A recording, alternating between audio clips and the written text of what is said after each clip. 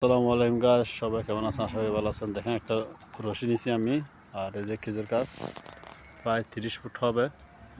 এই খেজুর গাছে একটা বিড়াল উঠে গেছে, না জানি কীভাবে উঠছে আমি জানি না। তবে বিড়ালটা কিন্তু ওই গাছে আছে, আজকে দুদিন ধরে দেখতেছি। আমি মনে করছি নেমে গেছে, নামে নাই।